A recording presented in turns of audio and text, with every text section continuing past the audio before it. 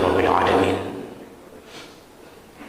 وبنعمته تتم الصالحات أشهد أن لا إله إلا الله وحده لا شريك له وأشهد أن محمدا عبده ورسوله الكريم اللهم صل وسلم على نبينا محمد وعلى آله وأصحابه أجمعين أما بعد رب اشرح لي صدري ويسر لي أمري واحلل عقدة من لساني yafqahu qawli. Segala puji bagi Allah, kemudian salawat dan salam kepada Rasulullah, pada keluarga dan seluruh sahabat-sahabatnya. Bapak Ibu jemaah salat zuhur yang Allah muliakan insyaallah. Kita sambung pembahasan kita tentang kemuliaan atau fadilah Ramadan. Di pertemuan yang lalu kita sudah membahas beberapa fadilah. Di antaranya Allah muliakan Ramadan dengan membuka pintu surga selebar-lebarnya, menutup pintu neraka, lalu melemahkan syaitan. Ini maksudnya kemungkinan untuk masuk surga itu lebih mudah dan Allah persempit jalan-jalan menuju ke neraka. Kemudian pahala di dalam Ramadan itu langsung ditangani oleh Allah. Artinya dia tidak lagi berlaku hitungan sebagaimana yang Allah gariskan di luar Ramadan.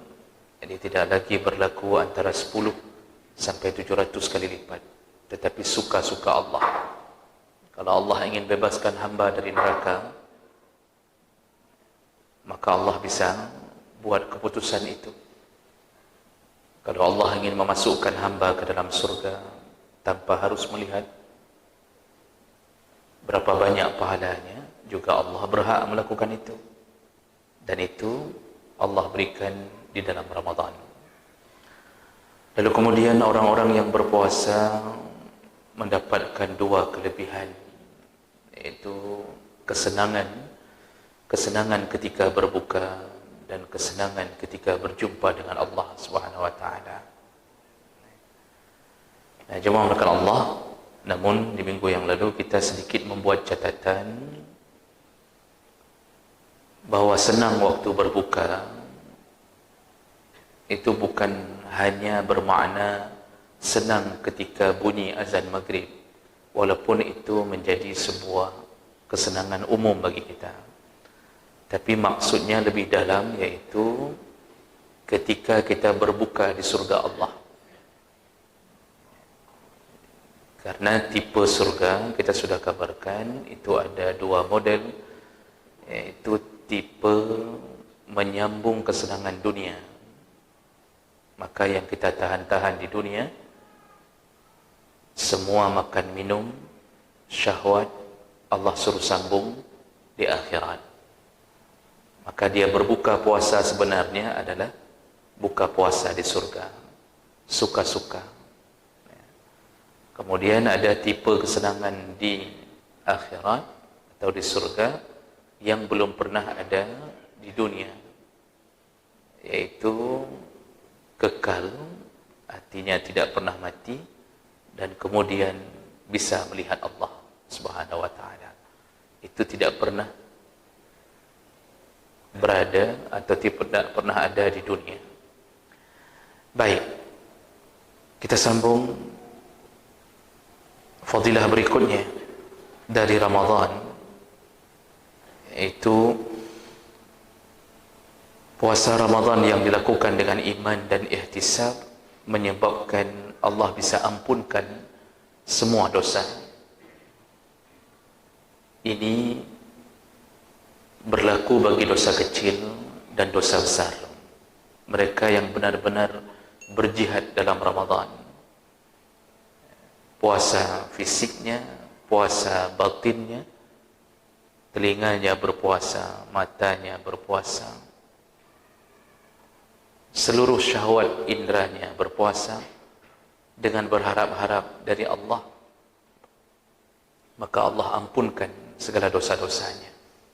Makanya ada hadis Nabi sallallahu alaihi wasallam yang masyhur sekali kita dengarkan, kata Rasulullah sallallahu alaihi wasallam, "Man shama Ramadhana imanan wa ihtisaban, ghufira lahu ma taqaddama min dzambih."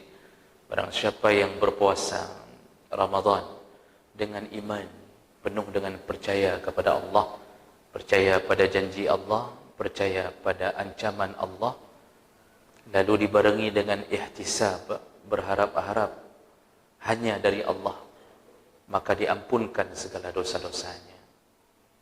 Nabi sambung, "Wa man qama lailatul qadri," barang siapa yang menghidupkan malam Lailatul Qadar imanan wa ihtisaban, juga dengan iman dan ihtisab, ghufira lahu ma taqaddama min dzambih, diampunkan segala dosa-dosanya. Jadi ini bisa berlaku bagi dosa kecil dan dosa besar selama orang yang berdosa besar itu tidak merencanakan untuk menyambung dosanya setelah Ramadan. Ini yang paling penting. Makanya dalam hadis yang berikutnya, hadis riwayat Bukhari, riwayat Muslim, Rasulullah mengatakan, al-jum'ah ila al-jum'ah wa Ramadan ila Ramadan mukaffiratun ma bainahunna iza ijtanabal kabair. Dari satu Jumat ke Jumat yang lain, dari satu Ramadan ke Ramadan yang lain, Allah bisa ampunkan semua dosa-dosa, Allah hapuskan semua dosa-dosa selama mereka tidak berusaha untuk jatuh ke dalam dosa besar kembali. Jadi sebenarnya Ramadan ini bulan taubat, dan syarat taubat itu harus dipenuhi, diampunkan segala-gala. Syarat taubat, kalau kita baca keterangan dari ulama melalui hadis-hadis Nabi, syarat taubat itu diawali dengan al-ikhlas, taubat karena Allah, bukan karena dorongan pekerjaan. Karena ada orang taubat tidak merokok lagi karena disyaratkan oleh calon istri, "Saya terima abang dengan syarat abang tidak merokok, hanya saya yang boleh merokok." Nah, saya kata istri, betul dia tidak merokok lagi, tapi dorongannya karena takut dengan istri. Begitu di belakang istri, merokok lagi. Ini bukan taubat karena Allah. Syarat diterima di satu kantor, syaratnya harus salat 5 waktu. Kalau enggak salat, dipecat. Taubat dia semenjak kerja di kantor itu. Begitu di belakang kantor, dia lakukan. Itu bukan taubat. Jadi taubat itu dorongannya ikhlas karena Allah, benar-benar murni karena berharap dari Allah. Yang kedua, an-nadam, harus ada penyesalan. Karena ada orang ngaku taubat, tapi dosa-dosanya masa lalu tidak disesali. Masih bangga, Pak. Bangga pernah bunuh orang, bangga pernah jadi preman di pasar impres. Tapi waktu cerita dia mengatakan, "Alhamdulillah saya sekarang taubat. Dulu kalau ada yang macam-macam, kupabe." Dulu coba lihat, selama ini sudah 10 orang saya bunuh. Kecil bagi saya bunuh-bunuh itu. Dia terus mengungkit masa-masa dosanya. Tapi ngaku taubat. Jamaah sudah jamaah, puasa sudah puasa. Tapi bangga dia pernah berzina ke sana ke sini. Dia pernah korupsi. Dia pernah menipu, bangga. Jadi ini tidak masuk syarat taubat. An-nadam, penyesalan. Seperti sesalnya Umar bin Khattab di atas semua dosa, sampai dia membakar kedai-kedai minuman keras, kedai khamar yang dia pernah duduk di tempat itu. Nah, kemudian al-azam, berjanji selama-lama tidak akan melakukan dosa lagi. Nah, ini azam ini yang harus ditepati. Nah, Jadi jangan berhenti dari riba hanya masalah rumah. Saya tidak akan ambil lagi riba untuk membeli rumah baru. Tapi dia beli mobil baru, riba lagi. Ini belum taubat namanya. Jadi betul-betul azam selama-lama tidak akan melakukan. Lalu yang keempat, al-iqla'. Al-iqla' itu melepaskan diri dari dosa yang pernah dilakukan. Kalau tadi berjanji seumur hidup sampai mati enggak akan lakukan, yang keempat ini iqla', melepaskan diri. Kita pernah jatuh dalam dosa apa? Di waktu SMP kita dosa apa? Enggak salat, tidak puasa. Dia lepaskan dirinya dari dosa itu. Yang salatnya diqadha, puasanya diqadha. Jadi dia tidak lagi melakukan dosa baru di atas jenis dosa yang sama. Hari ini kan orang salat, sudah taubat. Tapi ada momen-momen dia enggak salat. Hari walimah perkahwinan, dia enggak salat. Ngaku sudah taubat. Jadi karena takut bedaknya luntur, sekali luntur 1,5 juta. Akhirnya dia ambil keputusan enggak salat di hari itu. Karena dia menganggap Allah pun maklum dia raja sehari. Dia fikir Allah maklum dengan keadaan dia. Enggak salat, sekali enggak salat di hari itu menunjukkan kita belum mencukupi syarat taubat. Dan yang terakhir, taubat dilakukan segera sebelum nyawa yugharghir. Bahasa Nabi, malam yugharghir, selama nyawa belum berada di tenggorokan. Karena bunyi tenggorokan kalau nyawa dicabut, ghur, ghur. Orang Arab mengatakannya gharghara yugharghir. Kalau sudah nyawa di tenggorokan, tidak lagi diterima taubat. Walaupun sudah ingin taubat. Kenapa? Dorongannya takut mati. Bukan dorongan karena ingin taubat, takut pada Allah. Fir'aun taubat di ujungnya, tetapi tidak diterima. Lihat ayat, Fir'aun itu taubat dari ujungnya. Di tengah laut dia mengucapkan taubatnya kepada Allah. Dia mengatakan, amantu bi rabbika ya Musa. Aku beriman kepada Tuhanmu wahai Musa. Kapan diucapkan? Ketika air sudah memenuhi tenggorokannya. Sampai Jibril turun membungkam mulutnya agar dia tidak bisa bersyahadat, agar dia tidak bisa bersaksi tentang ketuhanan. Bencinya Jibril kepada Fir'aun. Ini jangan sampai waktu mau mati baru taubat. Kemudian waktu yang tidak lagi diterima taubat, yang kedua adalah waktu matahari sudah berada di sebelah barat. Matahari naik dari sebelah barat, itu tidak lagi diterima taubat. La yanfa'u nafsun imanuha, iman enggak lagi dihitung, dosa tidak lagi dihitung. Hidup orang seperti binatang. Tidak ada lagi catatan amal untuknya, hanya menunggu detik-detik kiamat. Jadi jemaah melakukan Allah, orang yang bagus puasanya merencanakan taubat dalam Ramadan ini dan merencanakan tidak akan kembali kepada dosa yang sama. Allah akan ampunkan dia, Allah hapuskan dia dari semua perbuatan masa lalunya. Dan ini didukung oleh banyak sekali hadis. Tadi 2 hadis sudah kita bacakan. Dalam hadis yang lain, dalam Musnad Ahmad bin Hanbal, Rasulullah sallallahu alaihi wasallam menyebutkan,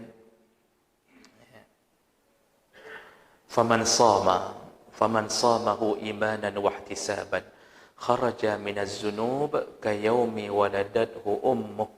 Barang siapa yang berpuasa Ramadan dengan iman dan ihtisab, dia akan keluar dari Ramadan seperti keluarnya, dia akan dihapus dosanya kayaumi waladathu ummuh, seperti lahir dari rahim ibu.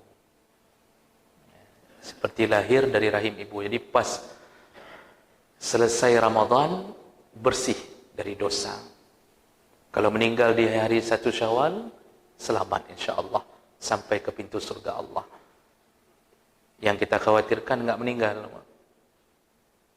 Hari 1 Syawal, masjid kosong. Salat duhur di hari raya tidak ada orang. Tertulis di pintu masjid, jamaah cuti bersama. Hana urang. Jadi betul-betul mengambil cuti bersama itu. Tak ada orang, hilang. Jamaah tidak lagi didirikan kecuali hanya segelintir orang. Asar orang hilang. Berada di rumah-rumah orang bertamu sampai tak salat jamaah lagi. Lalu kemudian semua pacar yang ditunda-tunda selama Ramadan, mereka kembali bertemu. Keliling-keliling waduk. Duduk berdua, makan bakso sampai beranak. Baksonya yang beranak maksudnya. Tapi ada juga baksonya enggak beranak, dia yang beranak. Itu juga terjadi. Subhanallah, orang kembali mengupat, kembali merencanakan hidup dunia begitu panjang, angan-angannya jauh sekali. Jadi ini susah. Istiqamah itu paling susah. Beramal mudah, mempertahankan amal itu ribuan kali lebih susah daripada beramal. Makanya Rasulullah yang paling disukai adalah yang beramal walaupun sedikit tapi istiqamah. Ini tiap malam kita tahajud. Begitu habis Ramadan, tidak satu malam pun tahajud. Itu berarti hilangnya istiqamah. Kata Rasulullah, yang paling disukai amal, afdalul a'mal adwamu wa in qalla, iaitu amal yang rutin wa in qalla, walaupun sedikit. Tiap malam bangun 2 rakaat, tiap malam bangun 2 rakaat. Nah, ini ciri-ciri orang diampunkan dosa dalam Ramadan. Dia seperti terlahir dari rahim ibu. Orang yang baru terlahir dari rahim ibu kan fitrah itu suci kembali. Maka dia hidupnya seperti seorang bayi yang tidak ada lagi dosa. Dia sambung hidupnya hari-hari dengan pahala-pahala. Nah, jadi jemaah maka Allah Subhanahu Wa Taala, ini kelebihan orang yang melakukan Ramadan dengan baik. Nah, jadi jangan asal-asalan masuk ke dalam Ramadan. Ini ada yang hari ini, Pak, itu dah enggak mikir Ramadan lagi. Menghitung hari hanya untuk berfikir kapan hari raya. Dari 10 Ramadan, ada yang sudah meninggalkan Ramadan. Memang kebodohan yang nyata. Di saat Allah beri bonus, dia meninggalkan bonus itu.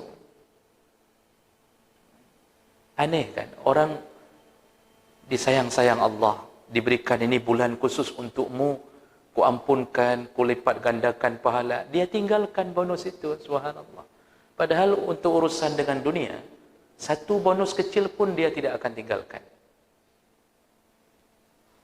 Kalau tidak fingerprint yang masuk kantor, sejam terlambat dari fingerprint, itu sebagian instansi potong 100 ribu. 1 jam, seharusnya masuk jam 8, masuk jam 9. Fingerprintnya jam 9, potong 100 ribu di sebagian kantor, Pak. Itu pun dia tidak mau terpotong. Tidak mau terpotong 100 ribu, tetap tepat waktu untuk mendapatkan 100 ribu. Kenapa dia hari ini memotong-motong bonus Allah sehingga dia tinggalkan Ramadan? Sudah tidak lagi bersama Allah, masjid tak nampak lagi. Dari maghrib, rencananya memang hanya untuk belanja, takut kehabisan barang. Lihat Pak, serba 35 ribu. Punuh orang dari maghrib, Masya Allah. Itu tarawih entah di mana. Jadi menyedihkan keadaan umat ini. Menyedihkan. Benar-benar tidak tahu bersyukur kepada Allah. Makanya wajar Allah mengatakan wa qalilum min ibadiyasy syakur. Sedikit sekali hambaku yang bersyukur. Sedikit sekali hambaku yang bersyukur, kata Allah. Jadi maklumlah kalau seandainya nanti penghuni neraka lebih banyak daripada penghuni surga. Jadi ini perlu difikirkan berkali-kali untuk tidak meninggalkan kemuliaan Ramadan.